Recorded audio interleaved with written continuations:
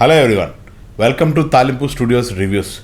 ఇవాళ మనం విజయ్ సేతుపతి, కత్రినా కైఫ్ హీరోయిన్లుగా శ్రీరామ్ రాఘవన్ దర్శకత్వంలో రిలీజ్ అయిన మేరీ క్రిస్మస్ అనే హిందీ తమిళ్ బైలాంగ్వేజ్ ఫిల్మ్ గురించి మాట్లాడుకుందాం. ఈ సినిమా లీ మోంటే చార్జ్ అనే ఒక ఫ్రెంచ్ నవల్ని బేస్ చేసుకొని తీసిన సినిమా ఇది. ఇదే నావల్ని బేస్ చేసుకొని 1969లో ఒక ఫిల్మ్ కూడా తీసుకున్నారు సేమ్ టైటిల్తో వాళ్ళు.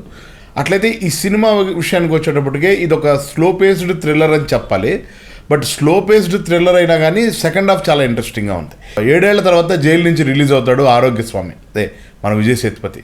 అతని ఇంటికి రిటర్న్ అయిన తర్వాత పక్కింటి అంకుల్తో మాట్లాడి అతనితో డిస్కస్ చేసిన తర్వాత అతను ఆ క్రిస్మస్ డేని సెలబ్రేట్ చేసుకోవడం కోసం ఒక బార్కి వెళ్తాడు. ఆ బార్కి వెళ్ళేటప్పటికే ఆల్రెడీ అక్కడ వేరే అతనితో డేటింగ్కి తన మోగ కూతురుతో వచ్చిన కత్రినా కైఫ్ని మీట్ అవుతాడు అనమాట.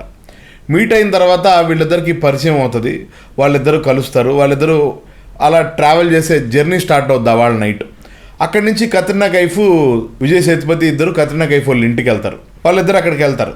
వాళ్ళిద్దరు అక్కడికి వెళ్ళిన తర్వాత అందరం ఎక్స్పెక్ట్ చేస్తాం ఇక్కడ ఏదో కత్రినా కైఫ్ వీడిని ఏదో చేయబోతుంది, వీడిని ఏదో ఇరికించబోతుంది అన్న సెన్స్ మనకి ఈ కథ ట్రావెల్లో ముందే ఓపెన్ అయిపోద్దండి. కాసేపటికే ఆ అమ్మాయి వీడికి ఏదో మ్యాప్ వేస్తుంది అన్న విషయం తెలిసిపోద్ది. గమ్మత్తు ఏంటంటే ఆ అమ్మాయి వీడిని ఇరికిద్దాం అనుకునేటప్పటికే విజయ్ సేతుపతి చెప్పే ఒక షాకింగ్ విషయంతో ఈ అమ్మాయి షాక్లోకి వెళ్ళిపోద్ది. ఇక అక్కడి నుంచి సినిమా ట్విస్ట్స్ అండ్ టర్న్స్ అదిరిపోతాయండి. సెకండ్ హాఫ్ జర్నీ ఎక్కడా కూడా ఆగదనమాట. ఆ ఫ్లోలో అసలు మనం ఏం జరుగుతుంది, వాట్ నెక్స్ట్ అని అనుకునే టైంలో ఒక అదిరిపోయే క్లైమాక్స్, అసలు మనం ఎవరు ఎక్స్పెక్ట్ చేయని ఒక క్లైమాక్స్ అనమాట. ఇలాంటి ఒక క్లైమాక్సా అని ఎక్స్పెక్ట్ చేసి ఒక డిఫరెంట్ క్లైమాక్స్ అనిపించింది. కానీ ఇది థియేటర్కి వెళ్ళటం రాగనిపించింది నాకు కూడా, ఎందుకంటే కొంచెం స్లో పేస్ ఉంది. కేవలం విజయ్ సేతుపతి తప్ప మిగతా క్యారెక్టర్స్ అన్నీ సోసోగా ఉన్నాయి అనిపించింది నాకు. కత్రినా కైఫ్ క్యారెక్టర్ కూడా ఆమె ఓకే, నాట్ బ్యాడ్, పర్వాలేదు, బాగానే చేసింది.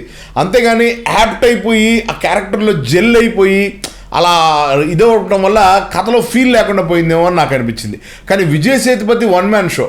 అతను ఆరోగ్యస్వామి అనే క్యారెక్టర్లో ఫస్ట్ నుంచి లాస్ట్ దాకా క్లైమాక్స్ ఎండింగ్లో అతను ఇచ్చే కంక్లూషన్తో సహా మొత్తం Vijay Sethupathi one man show అని చెప్పాలి.